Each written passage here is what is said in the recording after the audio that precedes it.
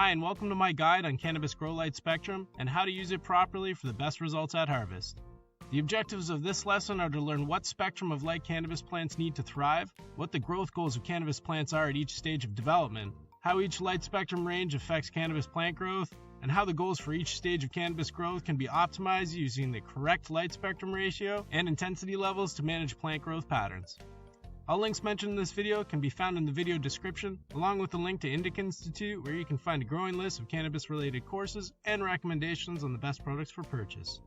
I'd also like to give a special thanks to my partners at 4Buds Grow Equipment for supporting free cannabis education. You can check them out at 4buds.com.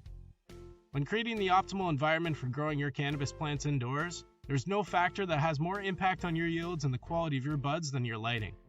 Therefore, knowing the full range of light spectrum and how each nanometer range of light affects your plant is a tool in your greenhouse toolbox that will have an immediately noticeable result on your plants. First off, cannabis plants thrive off of a full spectrum light band from UVB to infrared. The ratios and intensity of each light range vary in their benefits for the plant at each stage of growth though, so it's beneficial to know the effects each range of light has on cannabis plants.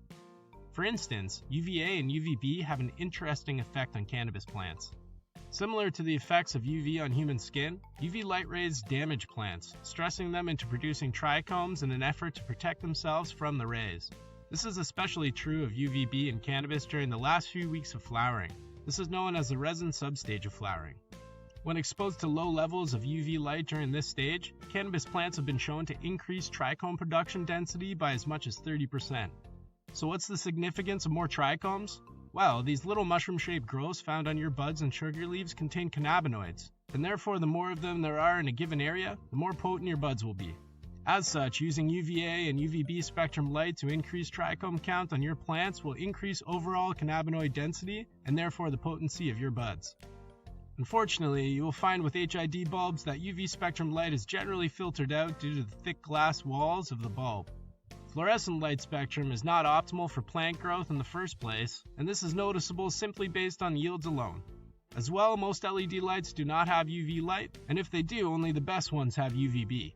Generally assume that the $100 cheap boxes you find on Amazon or any non-safety certified LEDs won't be carrying this vital spectrum range of light.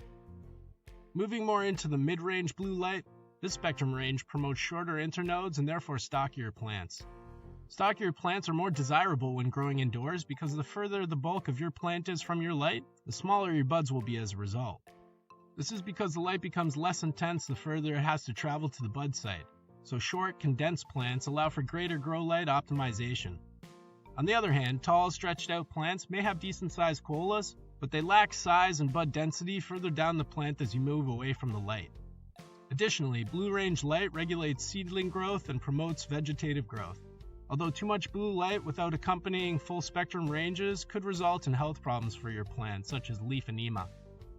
Similar to UV spectrum light, though to a lesser extent, blue range light is known to help with terpene and trichome production in the flowering stage, stimulating the secondary pigments of the plant that enhance flavor, color, and fragrance.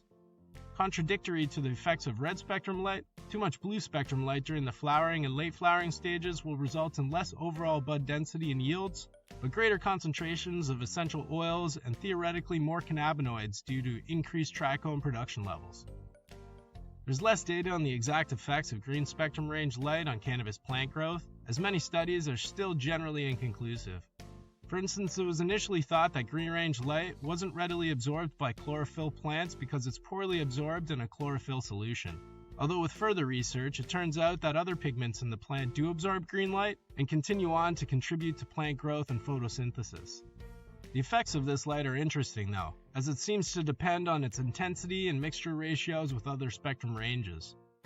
A little amount of green light and the results tend to mimic the effects of blue range light on plants, creating shorter stems and leaves. A large amount of green light, on the other hand, seems to have the opposite effect, more in line with the effects of far red spectrum light, which stretches the plant. The takeaway from this is essentially that green light is beneficial, though in small doses, and in congruence with a full spectrum range of light. Meanwhile, yellow light helps to promote germination and long stems, and a small amount during flowering has been proven to increase production of bud sites and density. Red range light promotes height growth in the plants, especially in the early stages of flowering. The intensity and ratio mixture of light being provided to the plant plays a factor in whether this growth is good or bad, as too much red light in relation to accompanying spectrum bands can cause unwanted stretching. Aside from this, it's known to promote stem growth, flowering, and bud matter production in cannabis plants. Far-range red and infrared light promotes bud production as strongly as red, though if the intensity or ratio mixture in relation to accompanying spectrum band has too much infrared light, it can cause unwanted stretching in the plant. This is mainly because while red light is easily absorbed by the plant canopy, far red and infrared light penetrates canopy surfaces. Therefore, if there's a high level of far red light being absorbed by your plant, it will think they're under a competing plant canopy and stretch in an attempt to rise above the competitor plants for survival. So now that you know how light affects your cannabis plants, it's important that you utilize this information to get the most out of your plants at each stage of growth. While your plants will benefit from a full spectrum range of light throughout its life cycle, knowing what the growth goals of your plants are at each stage and providing an optimal spectrum to achieve these goals will result in yields and buds that are nothing less than top-notch. For instance, during the vegetative stage of growth, you should be focused on promoting quick and healthy root growth in your cannabis plants. The best approach would be to foster overall growth in your plants while keeping tight internodal spacing. The advantage to this is your plants will have the structure in place to grow the same yields as taller plants, but because they are more stout, your grow lights will be able to reach more bud sites with greater ease and stronger intensity levels. This will lead to larger bud density and higher overall yields. For those using HID lighting, the use of metal halide light bulbs during this stage is optimal. If growing using fluorescent lighting, T5 lighting is great for vegetative growth, but can lead to some stretching if not used correctly. For those using LED lighting, many of the cheaper lights on the market do not offer spectrum control, and therefore you're out of luck when it comes to growth stage optimization.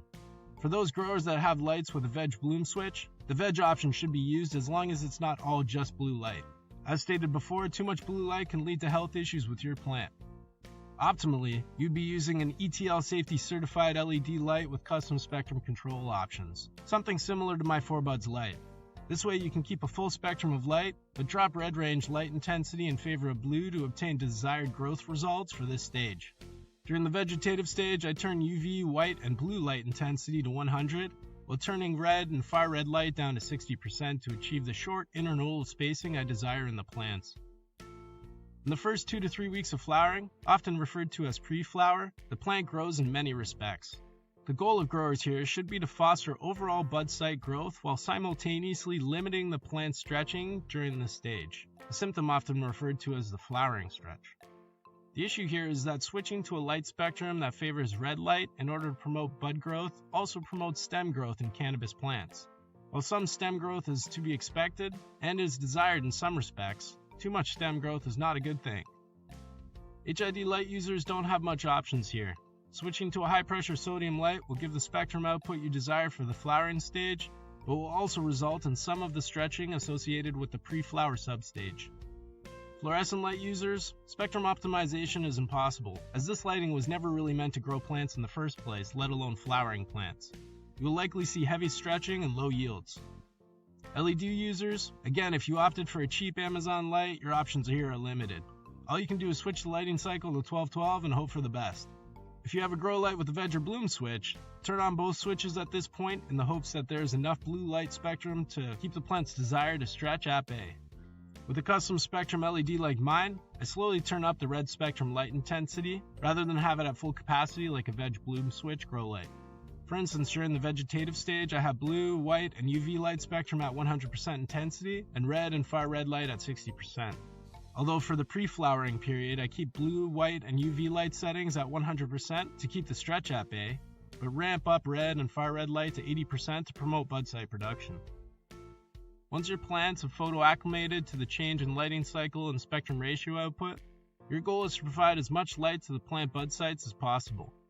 Therefore, maintaining a high ratio of red to blue light while still offering up the maximum output potential of your light is the best course of action here. HID light users are to continue with their high-pressure sodium lights, ensuring the light is able to access as many bud sites as possible. There's not much else you can do here in terms of spectrum optimization, though HBS lights are optimal for this substage regardless, so you should be more than happy with your results during this stage of growth. Fluorescent light users proceed with the same strategy as used during the pre-flower stage. LED users with grow lights that do and do not have veg bloom switches should continue with the same maximum output lighting. As for those growers with custom spectrum LED lighting, at this point in my grow I place all spectrum ranges on maximum intensity as well, so as to promote growth in all aspects. Your plants are undergoing some intense biological changes during this stage and will need all the light it can get regardless of spectrum. Although again, a full spectrum range favoring red spectrum light would be best in order to promote as much bud site matter production as possible. The last few weeks of flowering are arguably the most important in terms of bud matter density, terpene, and resin production. Depending what your goals are as a grower, you could want more resin and oils from your plants rather than bud density and smell or taste if you're planning to extract. During this stage, your plant will naturally want to slow its flower matter growth in favor of resin and terpene production, though adjusting your grow light spectrum can force the plants to focus its production efforts in different ways. In fact, throughout the flowering stage, you can adjust your spectrum depending on whether you prefer higher levels of resin and oils or greater yields. Blue light is synonymous with triggering secondary pigment production in cannabis plants, and therefore while a lower ratio of red to blue light during the flowering and late flowering stages may result in smaller yields, it will also produce more oils and resins for extraction purposes. On the other hand, higher ratios of red to blue will result in greater bud production with normal oil production levels. To this point, the growth stage goals approach I have been teaching you changes spectrum ratios for each substage of plant growth as well as each substage within flowering. This approach allows growers to promote the production of resin, oils, and bud sites rather than having to choose just one. This results in plants with high yields of buds that look, taste, and are more potent than if you were to simply have veg bloom switch lighting or no spectrum switch at all. With HID, fluorescent, and most LED lights, growers will have to choose whether they want to produce high oil, resin, and terpene production or promote greater bud site density. This is because the lights or bulbs emit a standard spectrum that cannot be adjusted. Although with custom spectrum LED grow lights, each stage of plant growth can be manipulated by adjusting spectrum intensity ratios. Therefore, in the last resin substage of flowering, growers with custom spectrum lights can drop blue light intensity while maintaining UV, white, red, and far red light. This continues to give the plant a full spectrum of light, while the drop in blue light forces the plant to continue bud site production in the last few weeks when it wants to focus on resin production instead. Keeping UV light intensity up provides the far-range blue light needed to keep resin production moving, while also stimulating plant receptors to promote trichome production in an effort to protect itself from UV rays. And as we all know, more trichomes means more potent buds. Hopefully this video captured the importance of spectrum optimization when growing cannabis plants indoors, and how using different lighting intensities, spectrums, and bulbs can elicit different responses in your plants. The ability to use spectrum as a tool and manage plant growth as a result is a great advantage that all growers should know and learn to master. This is especially the case as different strains will have different responses to standardized spectrum outputs, so the ability to customize and adjust spectrum and intensity ratios in order to optimize your yield results on a strain-by-strain basis is a huge benefit. So in review, lighting and light spectrum is the single most important factor on yield size and quality when growing indoors. Cannabis plants benefit from a full spectrum of light, though percentage ratios in favor of blue spectrum light are beneficial during the vegetative stage, and light ratios in favor of red spectrum light are beneficial during flowering. Different spectrum ranges of light elicit different responses in cannabis plants, so it's beneficial to know how the plant reacts to each range of light so you can manage plant growth efficiently. The different stages of cannabis plant growth, and even the substages of flowering, require different spectrum ratio mixes. It's therefore important to know the growth stage goals of your plant and provide a custom spectrum that benefits these goals. Most lights will not offer spectrum customization, which is not optimal for cannabis plants. If using HID lighting, the use of different bulbs at least benefits the plant during overall vegetative and flowering cycles. This is the same with LED lighting that has veg and bloom switches.